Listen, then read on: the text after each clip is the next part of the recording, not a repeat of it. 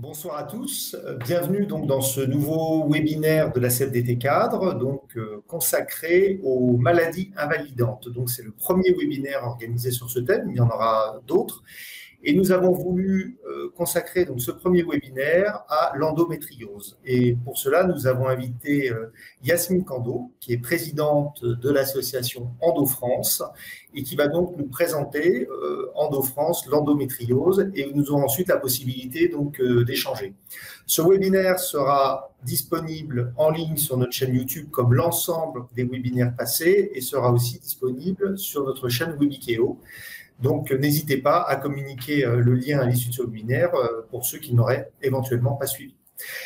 Yasmine Kando, je vous laisse la parole. Je veux vous remercier énormément car je sais que vous êtes bénévole, président et bénévole de l'association. Donc, ça demande énormément de temps. C'est du temps que vous prenez pour venir nous expliquer cette maladie. Cette maladie, je le disais, invalidante et importante aussi, invalidante dans la vie de tous les jours, évidemment invalidante aussi dans le monde du travail. C'est la raison pour laquelle la CFDT Cadre voulait aujourd'hui aborder ce sujet. Yasmine, je vous laisse la parole. Merci Jérôme, bonjour à tous, bonjour à toutes. Merci, je suis très honorée d'être la première participante à ce webinaire sur les maladies invalidantes qui constituent des handicaps invisibles. C'est le cas de l'endométriose bien évidemment, et je vais essayer de vous en parler et de répondre à vos questions par la suite. Voilà. Alors, tout d'abord, peut-être deux petits mots d'EndoFrance. Nos missions principales, soutenir, informer, agir. C'est ce que l'on retrouve dans notre slogan, en fait. Bien évidemment, nous allons soutenir les personnes atteintes d'endométriose et leur entourage. Et pour ce faire, nos bénévoles, partout en France, organisent des événements de soutien, des groupes de parole, des événements d'information avec des professionnels de santé. En 2020, malgré le confinement, nous avons pu organiser près de 350 événements nationaux et nous avons répondu à plus de 50 000 mails. Donc, c'est dire qu'il y a effectivement un besoin d'information sur cette pathologie qu'est l'endométriose. Informer le grand public, donc je le disais, ce sont les actions principales menées par les bénévoles. Et notre action, c'est aussi d'agir auprès des pouvoirs publics et des médecins pour pouvoir améliorer le parcours de soins des personnes atteintes d'endométriose, parce que c'est un vrai parcours du combattant, et puis de pouvoir faire en sorte de réduire ce délai de diagnostic. Mais ça, je vous en parlerai un petit peu plus en détail tout à l'heure. Et je vais vous présenter l'association EndoFrance en images avec un petit clip qui vous dit tout.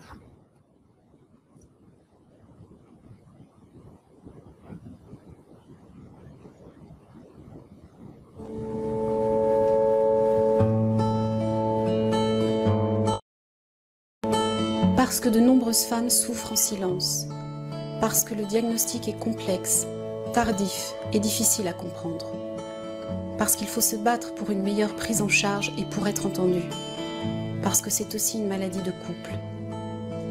EndoFrance a été créée en 2001 pour soutenir les femmes et leur entourage. Rencontres amicales, groupes de parole et ateliers sont autant de lieux d'échange sur le comment vivre avec la maladie. Grâce à notre comité scientifique composé d'experts reconnus pour leurs compétences, nous délivrons une information validée scientifiquement. Pour informer le public sur cette maladie gynécologique chronique touchant 1 à 2 femmes sur 10, nous organisons semaine après semaine, dans toute la France, des conférences et des tables rondes.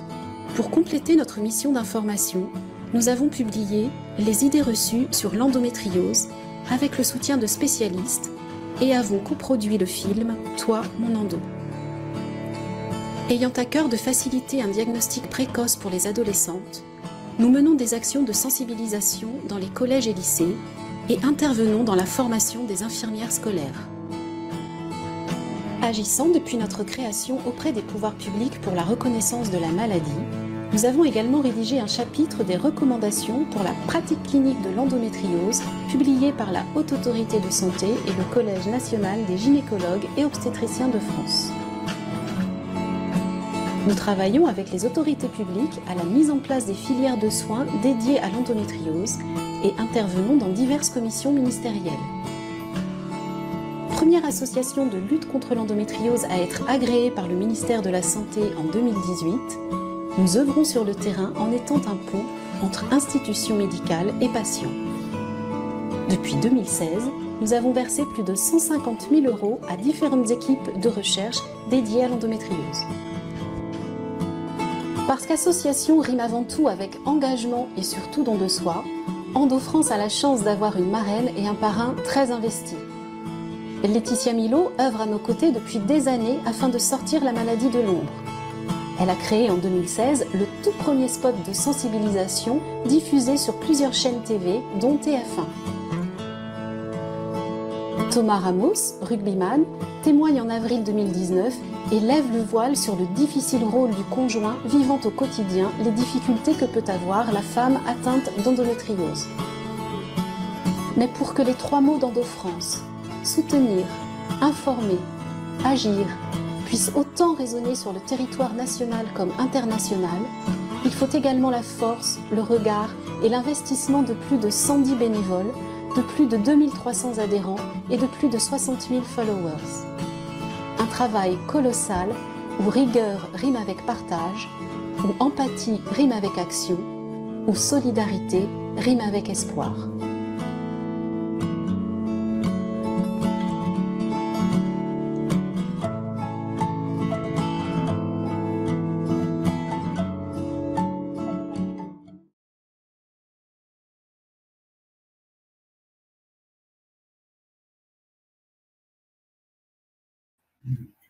Faudrait votre micro, Yasmine. Ah, je n'avais pas remis mon micro. Vous m'entendez maintenant? Je pense Parfait. que oui. Parfait, oui, oui. Donc, je disais, pour compléter les chiffres qui ont été énoncés dans ce petit clip, nous avons versé plus de 200 000 € à différentes équipes médicales qui travaillent sur la recherche endométriose. Tout ça grâce aux dons des particuliers dans la plus grande des majorités. Nous avons 2600 adhérents à jour de cotisation et nous sommes un peu plus de 120 bénévoles répartis sur toute la France. Et vous êtes environ 90 000 à nous suivre sur les réseaux sociaux. Alors, maintenant, je vais vous parler de ce qui nous amène ici aujourd'hui, l'endométriose. Si ça veut bien s'afficher. Voilà. Alors, l'endométriose, effectivement, a une prévalence très importante. C'est 10% des femmes qui sont diagnostiquées. Pour être inclusive, j'ai plutôt parlé de personnes atteintes d'endométriose. Et donc, 10%, c'est vraiment énorme. Il faut 7 ans en moyenne pour que le diagnostic soit posé. C'est-à-dire qu'il se passe 7 ans entre le tout premier symptôme et la prise en charge efficace. Ce qui est énorme parce que pendant 7 ans, la maladie peut faire énormément de dégâts et impacter fortement la qualité de vie.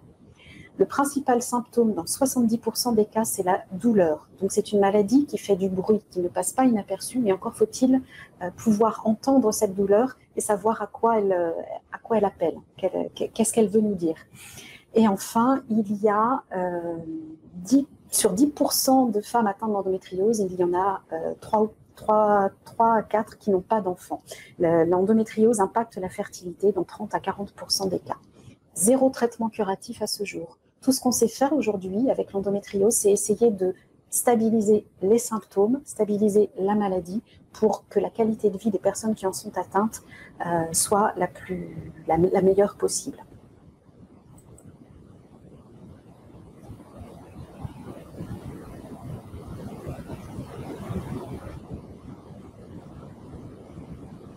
Alors, qu'est-ce que l'endométriose? L'endométriose, en fait, ça tire son nom de l'endomètre. L'endomètre qui est la muqueuse qui tapisse l'utérus. Vous avez ici un utérus avec les trompes et les ovaires de chaque côté. Et ce qui est représenté en rose plus foncé, avec les flèches là, c'est l'endomètre, donc la muqueuse qui tapisse l'utérus et qui, chaque mois, va, au cours du cycle, s'épaissir dans le but d'accueillir un embryon. S'il n'y a pas fécondation, bien évidemment, cette muqueuse se détache et va s'écouler avec les règles. C'est ce qu'on appelle les règles. Alors, on parle d'endométriose quand on va retrouver des fragments de cette muqueuse, des cellules semblables à la muqueuse qui tapisse l'utérus ailleurs dans l'organisme. Il y a plusieurs sortes d'endométriose. En règle générale, elle va se positionner, ces petites cellules semblables à l'endomètre vont se positionner soit dans les trompes, soit sur les ovaires, soit sur le péritoine. Le péritoine, c'est la membrane qui entoure tous nos organes dans le ventre et qui les protège. Ou alors, on va même en retrouver à l'intérieur du muscle de l'utérus lui-même. C'est ce que vous voyez sur la droite de l'image. C'est ce qu'on appelle l'adénomiose. C'est une forme très particulière d'endométriose. On parle aujourd'hui d'endométriose superficielle, celle qui reste vraiment en surface du péritoine. On parle d'endométriome, c'est donc le kyste d'endométriose sur les ovaires. Et on parle d'endométriose profonde quand l'endométriose va infiltrer les organes. Alors elle peut infiltrer la vessie, les intestins, le rectum, le vagin. Elle peut même remonter et se positionner sur le diaphragme. Donc tout ça va créer des symptômes divers et variés. Mais ce qu'il faut retenir, en tout cas, c'est que ça va être la diapo suivante. Excusez-moi, j'attends qu'elle s'affiche. Mais ce qu'il faut retenir, c'est que quand une personne a ses règles, les cellules semblables à l'endomètre, elles vont réagir aussi comme si elles étaient dans l'utérus et elles vont se mettre à saigner. C'est ce qu'on a représenté sur le deuxième schéma ici.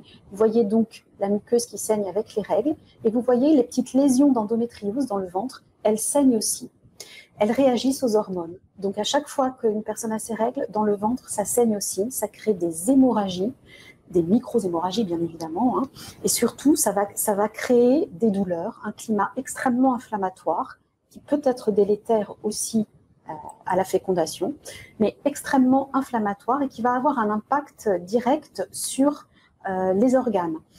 Vous voyez, on va avoir ici l'ovaire qui va commencer à se rétracter parce qu'il va y avoir au fil des cycles des adhérences qui vont se former, puisque dans le sang, il y a un petit peu de colle qu'on appelle la fibrine, qui va attirer les organes entre eux, ça va se coller, et on retrouve dans les formes sévères d'endométriose des ovaires, par exemple, qui sont complètement repliés sur la trompe, elles-mêmes repliées sur l'utérus, collées contre l'intestin, collées contre la vessie. Et là, on peut comprendre tous les troubles, tous les troubles associés et toutes les douleurs que cela peut provoquer. Et donc, ça m'amène à vous parler des symptômes. Alors, ce que j'ai oublié de dire tout à l'heure, c'est qu'on ne connaît pas aujourd'hui la cause de l'endométriose. Et c'est pour ça que c'est tellement difficile à prendre en charge et que c'est une maladie complexe qui reste méconnue aujourd'hui, qui reste un mystère pour le corps médical, parce qu'on ne connaît pas vraiment son origine. Il y a plusieurs théories qui pourraient expliquer l'endométriose. Elles sont assez complexes, elles sont décrites sur notre site internet. Si cela vous intéresse, je vous invite à aller la lire. Mais en tout cas, c'est vrai que la majorité des médecins expliquent cette présence par le reflux menstruel qui fait qu'on retrouve du sang et donc des cellules semblables à l'endomètre dans l'organisme. Mais au jour d'aujourd'hui, il n'y a pas une seule théorie qui peut expliquer les différentes atteintes, les différentes localisations de l'endométriose, et c'est bien ce qui rend sa prise en charge difficile. Donc les symptômes, j'ai dit tout à l'heure, dans 70% des cas, c'est la douleur. La douleur, bien évidemment, pelvienne, hein, puisque c'est la première des zones qui va être touchée. Douleur pelvienne, douleur lombaire, parce que tout cela communique. Il y a des nerfs qui sont communs entre le bas du dos, le bas du bassin et le ventre. Il y a des dysménorrhées. Les dysménorrhées, ce sont les douleurs qui arrivent vraiment pendant les règles. Il y a la dyspareunie. La dyspareunie, c'est la douleur pendant les rapports sexuels. La dysurie, c'est la douleur à la miction, la douleur quand on va faire pipi. La dyschésie, c'est la douleur pendant la défécation. Ça, ce sont des symptômes, les principaux symptômes de l'endométriose. Associé à cela, bien évidemment, une fatigue qui devient chronique, parce que la douleur, si au départ, elle débute avec les règles, elle va finir par s'étendre dans le temps. Et bien, il arrive bien souvent que des personnes atteintes d'endométriose souffrent 20 jours par mois. Et puis, comme on le disait tout à l'heure, dans 30 à 40% des cas, l'infertilité est provoquée par l'endométriose, avec le syndrome des ovaires polykystiques, qui est une autre pathologie, l'endométriose constitue l'une des principales causes d'infertilité. Donc, tous ces symptômes, ils doivent alerter le médecin. Si le médecin connaît un tant soit peu l'endométriose, il doit se dire que ça l'amène à suspecter l'endométriose ou l'adénomiose chez sa patiente. Bien sûr, donc c'est cet interrogatoire qui est important. Quand est-ce que vous avez mal? Comment? À quelle intensité? L'échelle d'évaluation de la douleur, c'est quelque chose que tous les médecins qui travaillent sur l'endométriose utilisent parce que c'est une douleur qui résiste à un simple antalgique, une douleur qui empêche de mener à bien ses activités dans le quotidien n'est pas normale et doit être prise en charge et est fortement évocatrice d'endométriose, une fois bien sûr que tout le reste est éliminé. Bien évidemment, la suspicion d'endométriose, elle va être confirmée par l'imagerie médicale. L'échographie pelvienne dans un premier temps, l'échographie si possible endovaginale pour être au plus près de l'utérus et des lésions. Et puis, bien sûr, si on voit quelque chose à l'échographie, on va dresser une cartographie des lésions avec une IRM. Et encore faut-il que ces examens soient pratiqués par des radiologues qui connaissent la maladie. C'est le principal problème dans l'endométriose, c'est qu'il y a eu jusqu'à maintenant un retard de diagnostic, à côté on l'exprime bien, entre 7 et 10 ans pour certaines, pour avoir un diagnostic d'endométriose. Ça vient en partie du manque de connaissances des radiologues. Les lésions d'endométriose, parfois, elles ne font que 2 mm. Donc c'est vrai que si on ne la voit pas, on peut passer à côté. Et pour autant, cette petite lésion de 2 mm va entraîner des douleurs très invalidantes.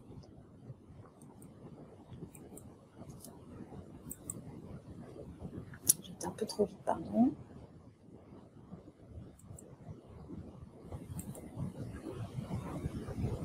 Voilà. Donc, la prise en charge de l'endométriose, les médecins s'accordent à dire aujourd'hui qu'on prend en charge l'endométriose quand elle est symptomatique, c'est-à-dire quand la douleur est vraiment omniprésente, qu'elle empêche vraiment, qu'elle a un impact sur la qualité de vie qui est vraiment important, et tous les symptômes associés. Alors, selon les localisations d'endométriose, ces symptômes vont être très différents. Il va y avoir des troubles digestifs, si on a une atteinte sur le système digestif. On va avoir des troubles urinaires s'il y a une atteinte de la vessie. On peut avoir des pneumothorax s'il y a une atteinte au niveau diaphragmatique. On peut avoir c'est un peu plus rare, mais on peut avoir des endométrioses ombilicales, c'est-à-dire que tous les mois, au moment des règles, on va voir son nombril qui devient rouge, douloureux, et puis qui se met à saigner sans raison apparente. L'endométriose aime bien se cacher aussi sur les cicatrices, et notamment les cicatrices de césarienne. Donc il y a des symptômes, autant de symptômes que de formes d'endométriose. Et c'est d'ailleurs pour ça que l'on dit qu'il n'y a pas une endométriose, mais des endométrioses. Chaque cas est unique, et de ce fait, chaque prise en charge, chaque traitement proposé va être unique. Et le traitement, c'est à la fois une combinaison du traitement médicamenteux pour la douleur, qui peut être un traitement hormonal, chirurgical, associé à ce que j'appelle la boîte à outils, c'est-à-dire les médecines douces, qui sont d'excellents outils en complément du suivi médical pour aider à gérer la douleur au quotidien, à gérer le mieux vivre avec cette pathologie, parce que c'est vraiment ça qu'on cherche à avoir.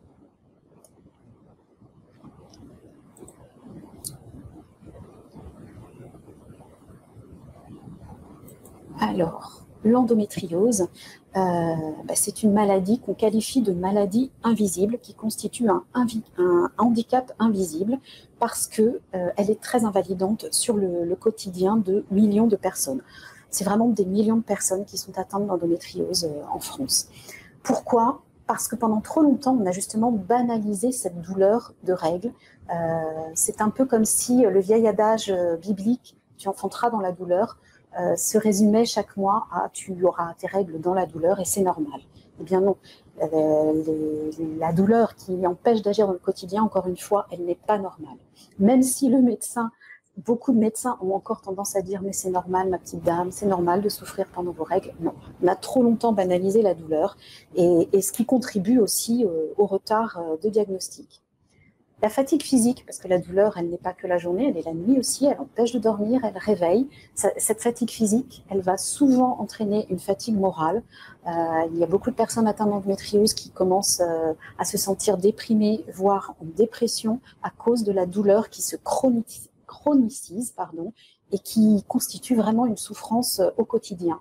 Et puis, c'est une maladie invisible, donc l'entourage parfois ne comprend pas, et la personne qui en est atteinte se retrouve un peu isolée parce que, incomprise de son entourage. Et bien évidemment, le principal impact sur le travail ou sur la scolarité, oui, ça va conduire à l'absentéisme parce que quand une douleur est présente, bien évidemment, c'est difficile de se lever, c'est difficile d'aller au lycée, c'est difficile d'aller au travail. Pour illustrer tout ça, nous avons coproduit un court-métrage qui s'appelle « Toi, mon endo » et qui illustre bien l'impact de l'endométriose sur la vie d'une jeune femme qui en est atteinte. Et je vous propose de regarder maintenant ce court-métrage qui est très parlant et qui va résonner chez de nombreuses personnes atteintes d'endométriose.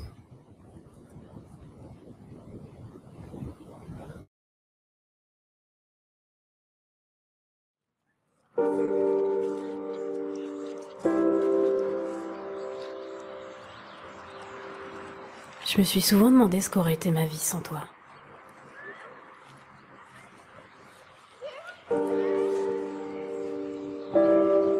Aurais-je été moins fatiguée, moins cernée, moins blanche, moins inquiète? Ça, carrément. Vous foutez-vous? Non mais vous croyez que je planifie mes arrêts? Foutez-vous, vous soyez cloués dans votre lit le week-end. Ce qui m'intéresse. Aurais-je gardé mon emploi, travaillé différemment ou mieux gagné ma vie? Aurais-je été autrement si tu n'avais pas été là?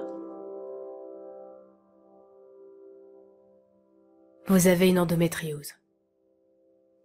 Une simple phrase à 60 € pour expliquer ces heures sans sommeil, ces mois d'angoisse et ces futures années de souffrance. Avais-tu prévu ton coup lors de mes premières règles? Et dans tous ces moments où tu m'as broyé le ventre, tordu le visage et déchiré le dos?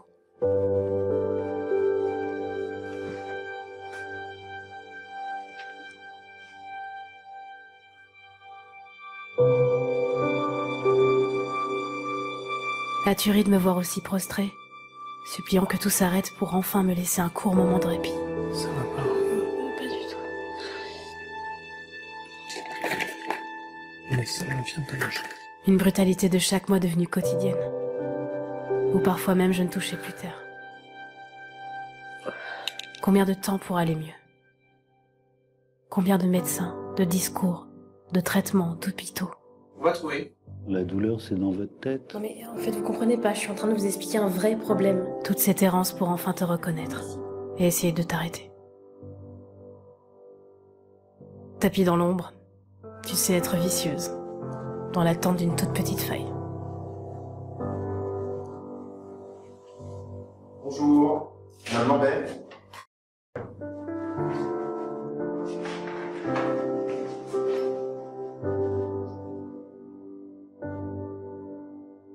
Une vie de bras tendus, de regards impuissants face à ces silences pesants, quand on ne peut être que spectateur.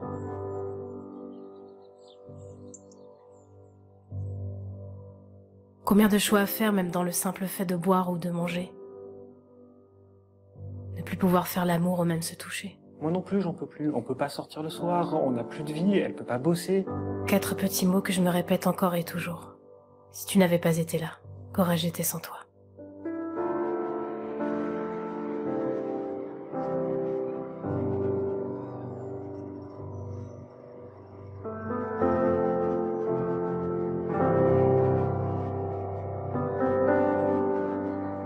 Aurais-je eu des enfants?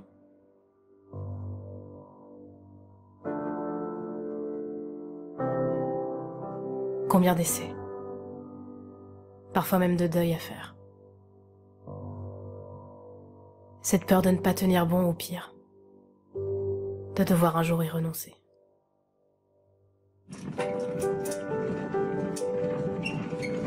Mais parce que je suis forte et que je te fais peur à toi aussi. Parce que je suis une femme sur 10, résistante, souriante, qui se demanderait presque comment tu aurais pu faire ta vie sans moi. Toi, mon Ando, mon amère compagne.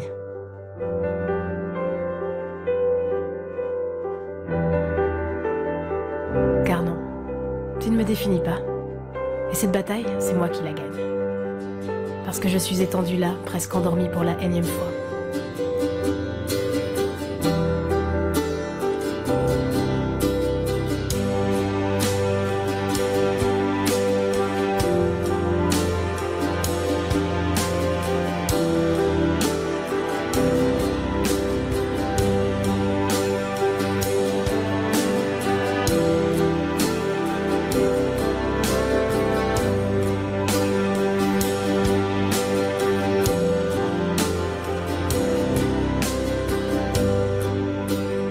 Parce que je suis celle qui aura tout simplement appris à vivre à tes côtés. Ou mieux, sans toi.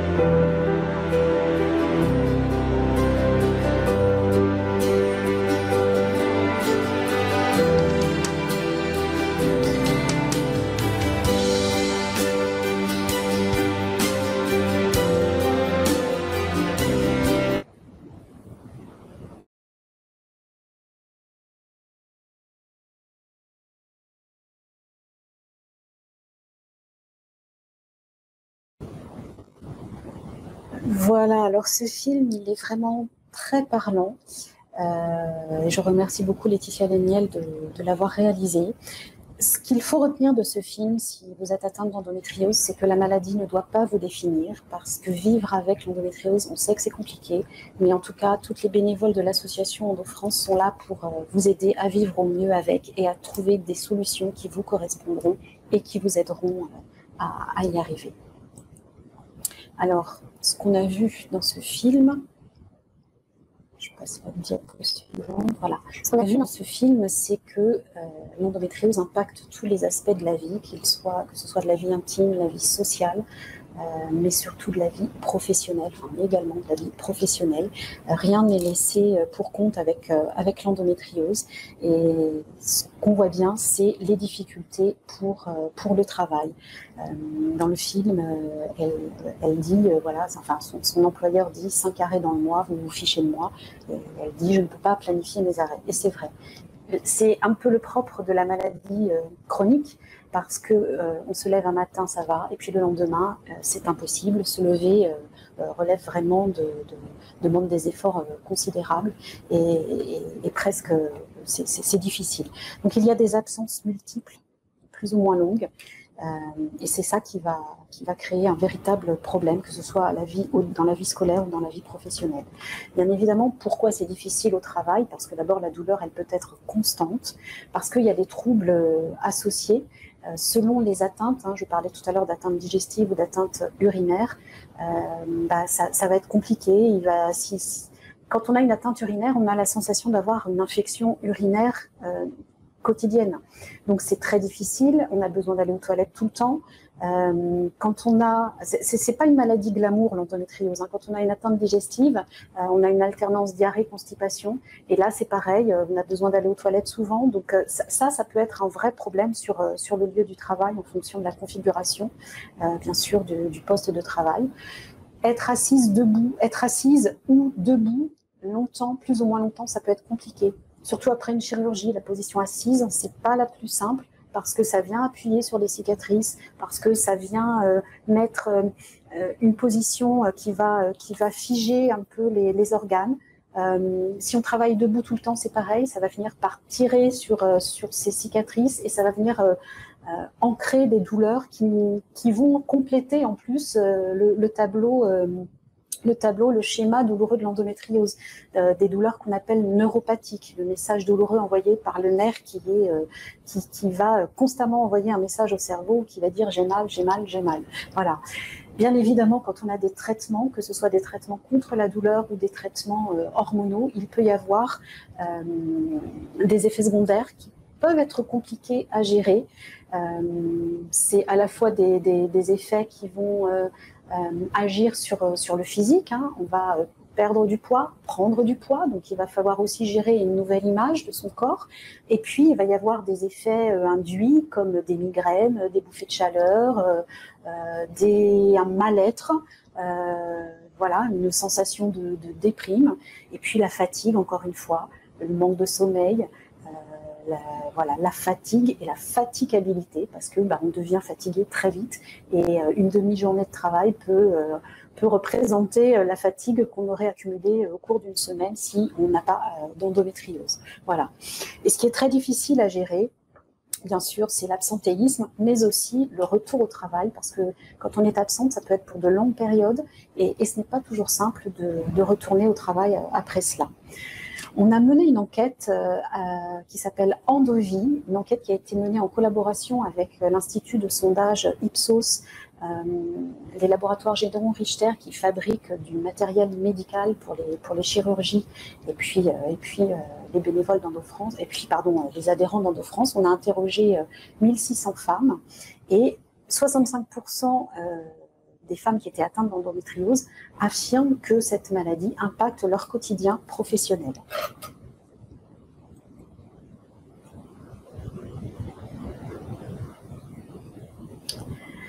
Alors, quels sont les enjeux de cette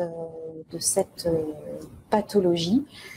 C'est la difficulté entre se sentir suffisamment en confiance pour dire sa maladie ou la taire.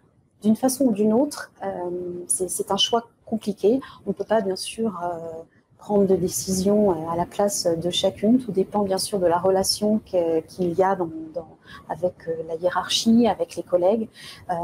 Quoi qu'il en soit, si on ne dit rien, on est jugé, on est dans la souffrance, on s'isole. Mais en parler, ça peut aussi entraîner un jugement négatif de la part de l'équipe, parce que c'est une maladie qu'on ne comprend pas, parce que c'est une maladie qui ne se voit pas, parce que c'est aussi montrer sa vulnérabilité. Et ça peut être très compliqué parce qu'on dit que c'est une personne sur 10 avec un utérus qui est diagnostiqué endométriose. Ça veut dire qu'il y en a 9 autres autour qui vont très bien, qui ne connaissent pas du tout ça. Et pour peu qu'on soit la seule dans une équipe, ça peut être très difficile de justifier que pendant les règles, on a besoin de rester chez soi ou qu'on vient d'avoir encore une énième chirurgie et que c'est compliqué de rester assise et que prendre la voiture pour venir au travail, c'est déjà un gros effort. Donc voilà, cette méconnaissance de la maladie va entraîner de toute façon un jugement négatif. On a entendu des témoignages de personnes dire moi, de toute façon, mon employeur m'a dit que j'étais une tire au flanc, que je ne méritais pas de travailler et que mes projets seraient confiés à d'autres, donc aucune évolution de carrière possible, et que si je n'étais pas contente, je pouvais aller voir ailleurs si quelqu'un avait besoin de mes services. Ça, ce sont des témoignages qu'on reçoit.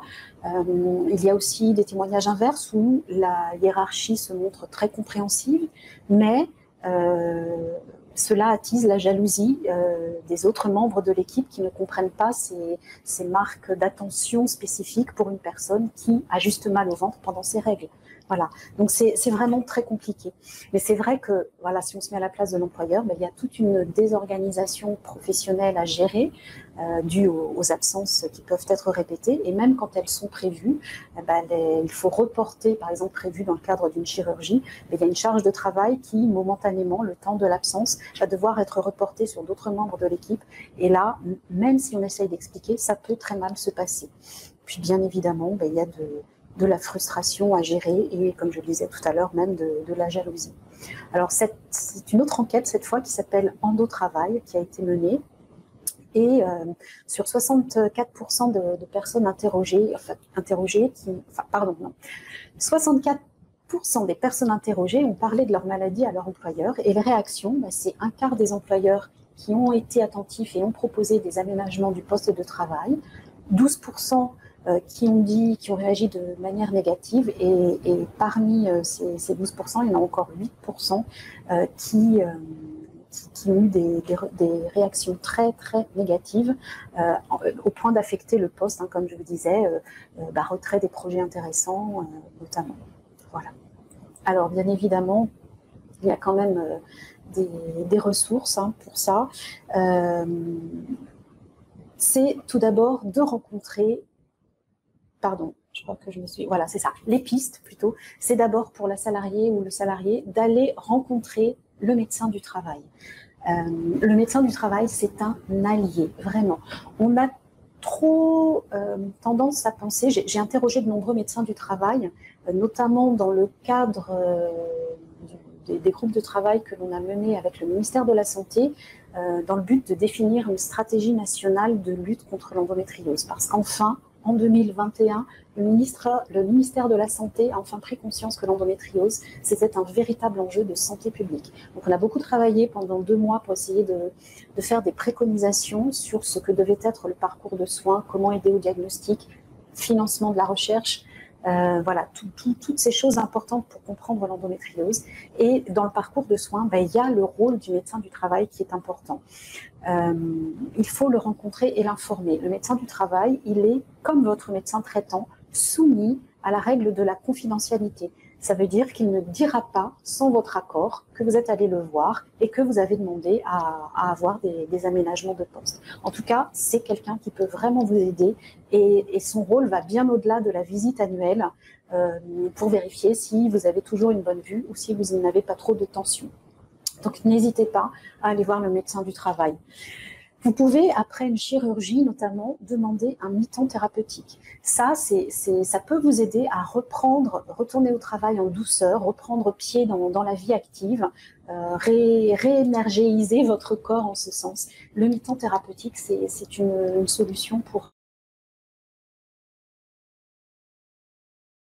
aussi de la qualité de travailleur handicapé. Parce que là, une fois que vous avez cette reconnaissance, si vous en parlez à votre employeur, il n'y a aucune raison qu'il refuse des aménagements de poste, parce que il faut savoir que l'employeur, tout employeur, a une obligation d'avoir parmi son personnel 6% de personnes handicapées. Alors, je disais tout à l'heure, le handicap, il peut être invisible, hein. Il n'y a pas que les fauteuils roulants, et c'est vraiment des maladies qu'on n'imagine même pas. Quelqu'un, par exemple, qui fait de l'apnée du sommeil et qui ne dort pas, ça constitue un handicap invisible, et si sa fatigue est tellement intense qu'il ne peut pas se lever le matin pour aller au travail, ça constitue un handicap, et donc il peut être reconnu en qualité de travailleur handicapé.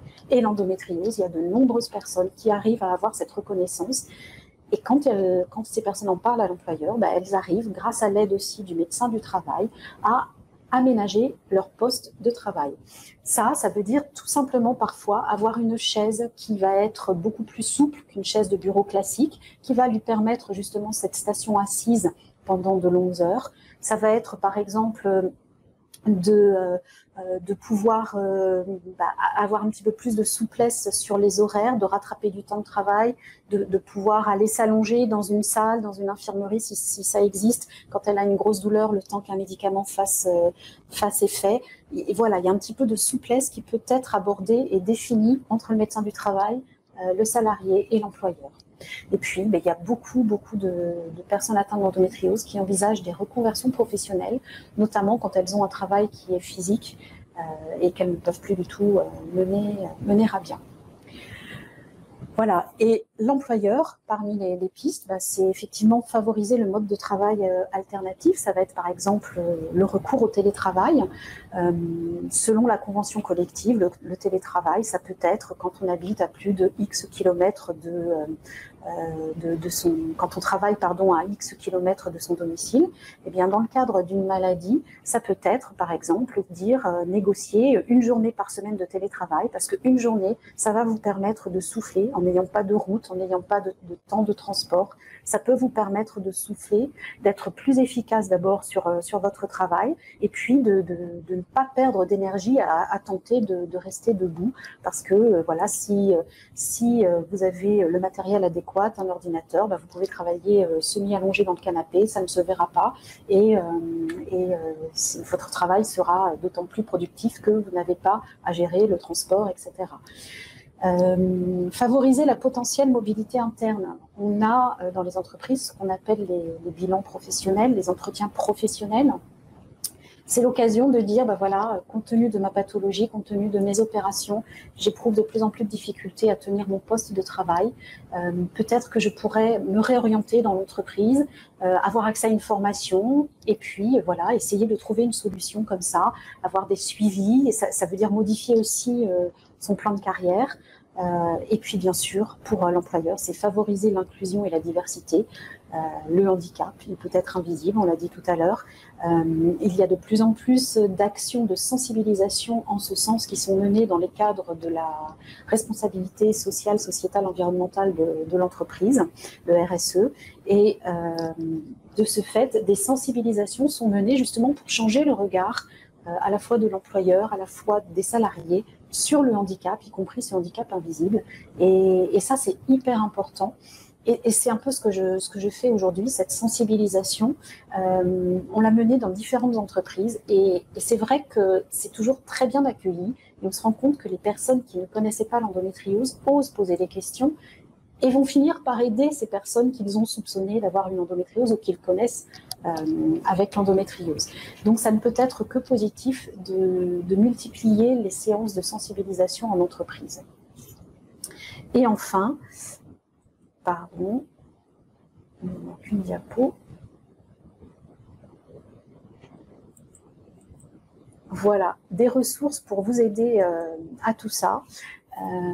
Tout d'abord, le livre blanc Endométriose et emploi que nous diffusons avec Kyrialis qui est une mutuelle.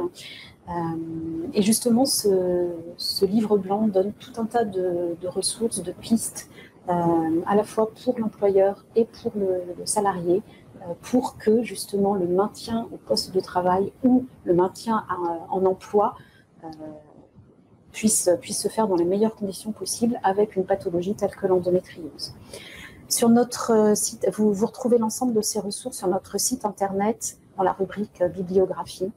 Et il y a notamment le parcours de santé des personnes malades chroniques qui a été rédigé par un collectif d'associations dont EndoFrance. Et vous retrouvez justement les démarches pour la demande de la reconnaissance en qualité de travailleur handicapé, toute autre démarche avec les différentes administrations vers lesquelles vous tournez.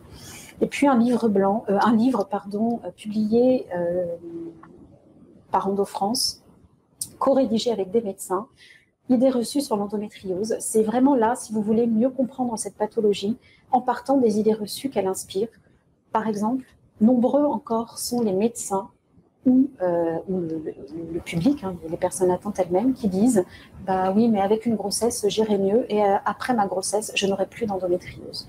On explique pourquoi c'est faux. Voilà, on part des idées que le grand public peut avoir sur cette pathologie et on apporte des réponses toujours validées scientifiquement. Voilà, j'en ai fini de ma présentation. J'espère que je n'ai pas été trop longue. Merci beaucoup Yasmine, c'était très très riche. Alors je vous invite vraiment à aller voir le site internet EndoFrance. On peut y passer des heures. Voilà, moi j'ai pas mal navigué. Il y a énormément de choses très intéressantes. Alors quelques questions dans le chat. Que vous pouvez poser vos questions. Alors on n'a qu'une heure, donc on va essayer de répondre au maximum de questions. Mais évidemment, vous pourrez poursuivre évidemment vos recherches sur le site ou en contactant évidemment l'association EndoFrance. La première question vient de Karine. Elle est intéressante. C'est pour faire déjà comment conseiller les femmes pour faire poser le diagnostic. Et c'est aussi montré dans l'un des films. C'est la difficulté de faire reconnaître cette maladie par certains médecins. Comment réussir à avoir les examens nécessaires. Karine nous dit trop de médecins prennent encore ce sujet à la légère. Voilà. Donc, comment faire C'est vrai. Le diagnostic. C'est très vrai malheureusement. Alors, heureusement, ça va tendre à changer parce que de plus en plus de médecins se forment à l'endométriose, sont sensibilisés par des experts. Et du coup, j'ose espérer avec tout le travail qu'on a fait auprès du ministère aussi, notamment sur le parcours de soins, sur les filières de soins, que ça va permettre de réduire ce délai de diagnostic.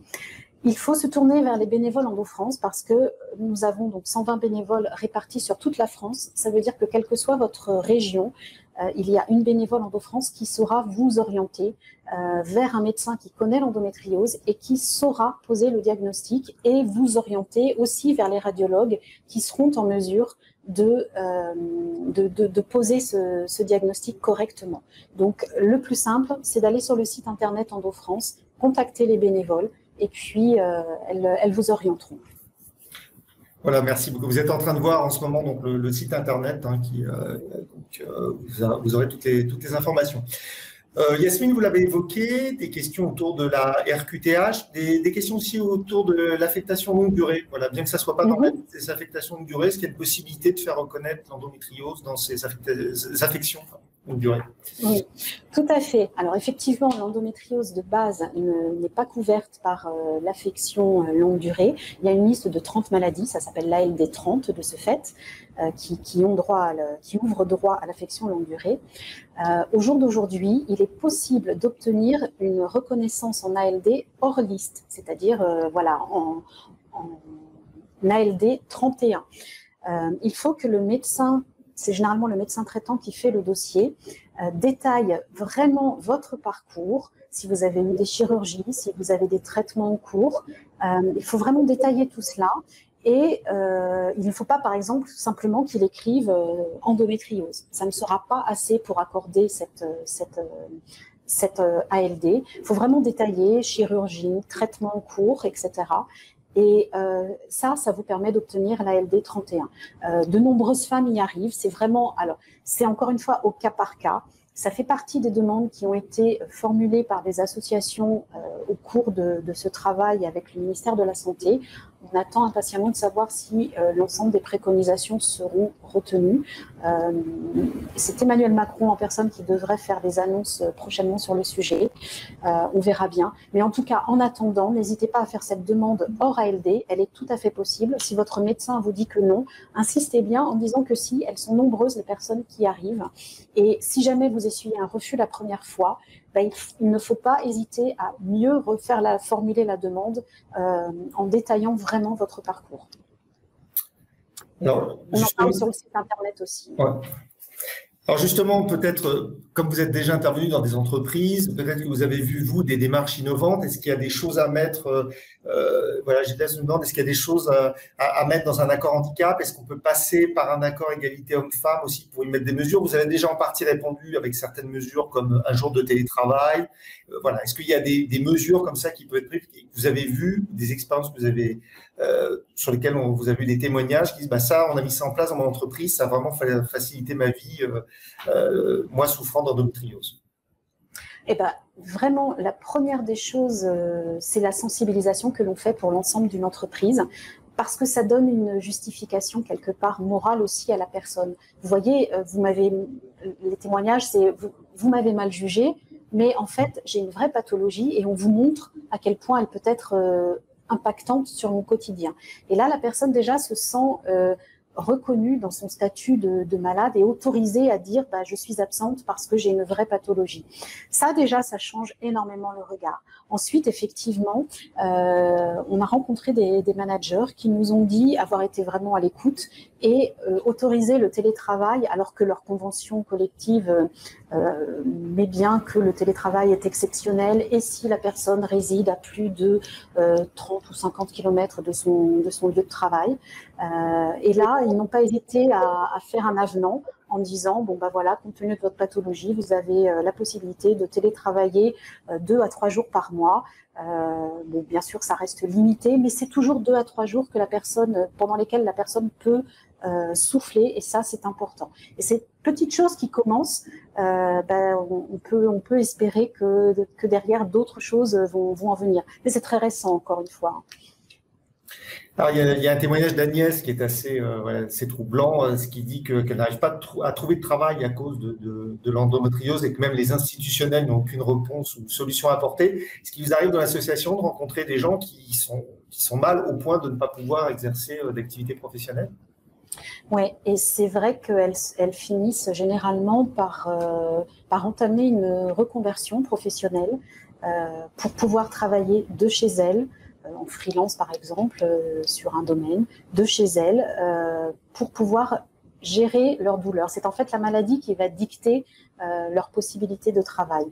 Elles sont nombreuses à faire cela. Alors c'est vrai que c'est difficile parce que quand on est auto-entrepreneur dans un domaine quelconque, on n'a pas forcément autant d'aide qu'en étant salarié dans une entreprise lambda.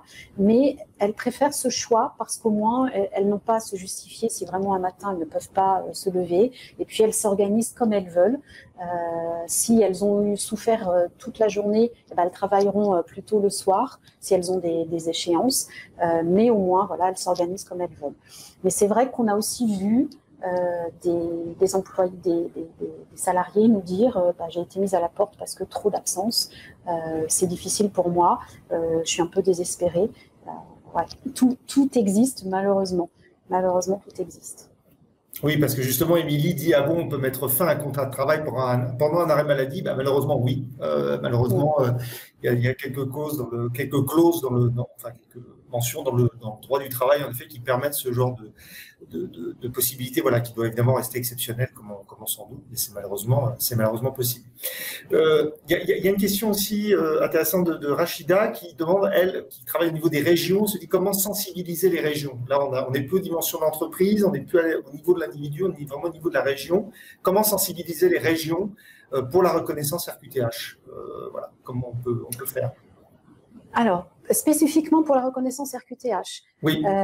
Alors, les régions, de toute façon, aujourd'hui, elles sont forcément... Alors, région, ça veut oui, conseils régionaux, j'imagine, ou l'agence régionale de santé. Les agences régionales de santé sont forcément impliquées dans la mise en œuvre des filières de soins pour l'endométriose, donc elles connaissent déjà la problématique. Donc ça, c'est déjà une bonne chose. Les régions, il ne faut pas hésiter, si vous avez des contacts, soit à nous les transmettre de façon à ce que nous, on aille leur écrire en leur envoyant des affiches, des dépliants pour qu'ils puissent en prendre connaissance et les diffuser déjà au sein de leurs différents services. On peut intervenir aussi en sensibilisation. Mais les régions aujourd'hui sont censées connaître l'endométriose via les agences régionales de santé. Aussi, on intervient auprès des établissements scolaires. Donc ça aussi, pour les lycées, ça dépend des régions. Donc, beaucoup commencent à entendre parler de l'endométriose. Mais là, encore une fois, il y a la problématique du bénévolat. On ne peut pas tout faire. Donc, si vous avez des contacts, n'hésitez pas à nous les transmettre ou à orienter ces personnes vers nous pour qu'on entame des actions de sensibilisation. D'accord, merci. Alors, une question aussi, je remonte sur une question tout à l'heure là, qui nous a aussi évidemment interpellé, c'est Brigitte qui la pose, c'est étant donné le long délai de diagnostic, on peut supposer qu'il y a plus de 10% de femmes touchées. Aujourd'hui, non, oui. Point d'interrogation. Non, tout à fait. Alors, c'est pour ça qu'on dit bien que c'est 10% des femmes qui sont diagnostiquées et non pas touchées. Parce que on pose le diagnostic chez une femme sur 10, chez une personne atteinte sur 10. Mais ça veut dire qu'il y en a potentiellement 2 à 3 qui sont atteintes et en attente de diagnostic. C'est pour ça que les chiffres qui circulent, à mon sens, sont minimisés. Pour moi, c'est vraiment 3 millions de femmes qui seraient potentiellement atteintes. J'ai lu c'est une question là, voilà, je me permets aussi de poser des questions.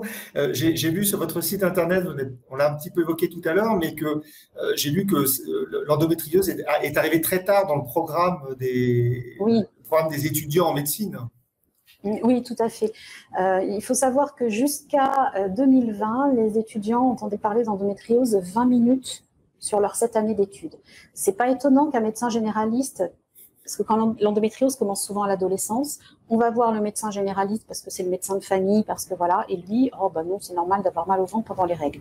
On comprend bien qu'avec 20 minutes de cours en 7 ans sur l'endométriose, il puisse passer à côté du diagnostic. Ça a été notre principale demande vers les pouvoirs publics et vers le ministère de la Santé depuis notre création. Depuis 2005, on sollicite les pouvoirs publics sur ce thème de la formation des médecins.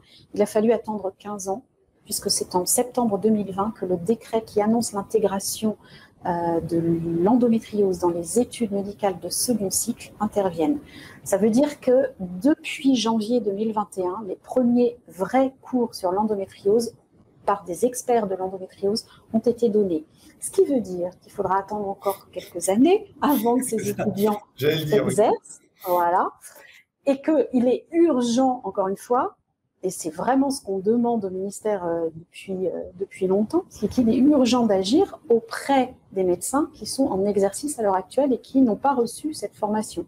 Alors bien évidemment, tous les experts ne restent pas les bras croisés, il y a de plus en plus de congrès, de conférences, d'enseignements qui sont réalisés par les experts pour les professionnels de premier recours, c'est-à-dire les généralistes, les sages-femmes, les gynécologues de ville, pour qu'ils diagnostiquent mieux, sachent prendre en charge ou orienter vers des spécialistes quand la maladie est déjà trop évoluée, trop avancée pour eux. Donc ouais, ça à la fois c'est une très bonne nouvelle qu'enfin ce soit reconnu, mais j'ai envie de dire, on est en 2021, quoi. Il était temps. Une question intéressante aussi, comme toutes les questions, d'Alice, qui a 23 ans, donc qui souffre d'une endométriose, qui a fini son master et qui va chercher du travail. Et donc, elle se demande si elle doit en parler à son entretien, est-ce qu'elle peut demander 100% télétravail. Voilà, donc elle en vient même à se demander si elle ne va pas elle se voit pas se lancer en freelance, hein, mais voilà, donc c'est une question reconnaissante, voilà, des conseils en fait pour aborder une recherche d'emploi quand on a une endométriose, en parler ou pas, on revient un peu à la discussion de tout à l'heure. Ce qui est très important, quel que soit l'âge d'ailleurs, c'est surtout d'arriver à bien stabiliser sa maladie et de bien se connaître pour pouvoir anticiper ce qui va se passer, anticiper les crises et avoir les outils qu'il faut pour gérer.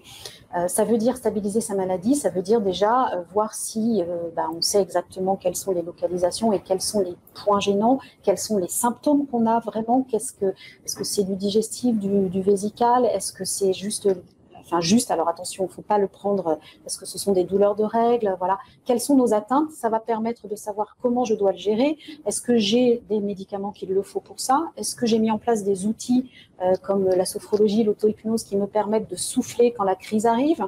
C'est en fonction de ça et de ce qu'on est capable de supporter qu'il faut se lancer et se dire, voilà, j'ai obtenu mon emploi. Est-ce que maintenant j'ose en parler? Ça dépendra aussi de la relation qui s'instaure avec l'autre, avec l'employeur notamment, avec les équipes. Moi, je dirais qu'au jour d'aujourd'hui, la sensibilisation, elle est vraiment partout.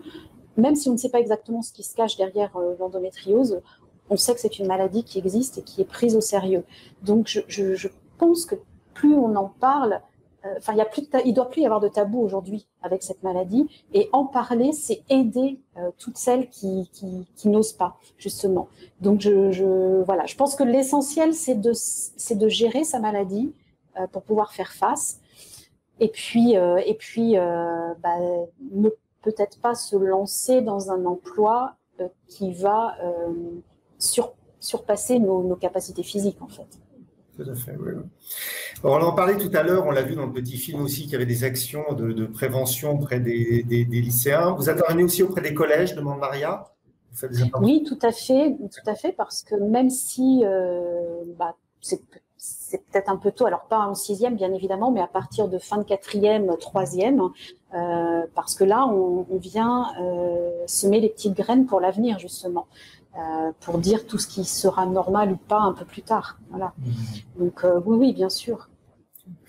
En tout cas, voilà, ce qu'on doit vraiment retenir, nous, je dirais même pour les militants CFDT qui sont en ligne aujourd'hui, c'est en tout cas déjà faire de la sensibilisation. Et je pense que c'était le but, en tout cas, de ce webinaire, de faire connaître et aussi de faire connaître dans les entreprises. On a souvent dans les grosses entreprises des référents handicap, voilà, de monter des actions de sensibilisation dans des réunions, des webinaires, des choses comme ça. Donc, n'hésitez pas déjà à contacter vos référents handicap dans les grosses structures. Et puis, je pense que c'est notre mission à nous, aussi militants, celle d'État entreprise, de faire connaître cette maladie et d'essayer de négocier des accords, que ce soit handicap, égalité pro, télétravail, d'autres accords, en tout cas, qui peuvent faciliter la vie des personnes atteintes d'endométriose.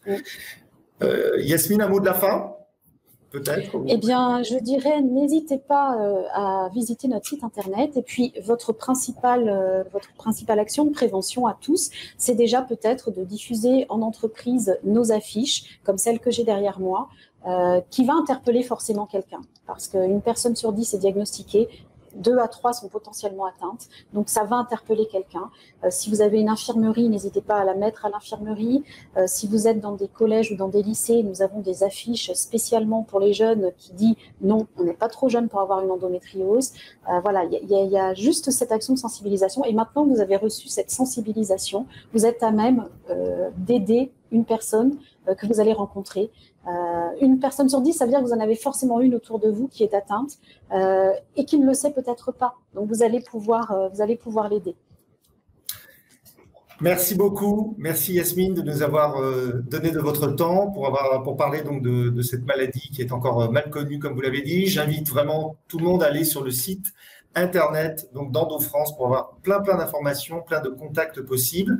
Je vous invite aussi à communiquer sur ce webinaire, donc qui sera disponible sur notre chaîne YouTube CFDT Cadre, qui sera aussi, je pense, disponible peut-être sur le site d'EndoFrance. Voilà, on va en discuter, et qui sera aussi, qui pourra être vu sur notre chaîne Webikeo. Yasmine, encore merci beaucoup pour votre temps, et je vous souhaite à tous une très bonne soirée. Au revoir. Merci beaucoup, au revoir.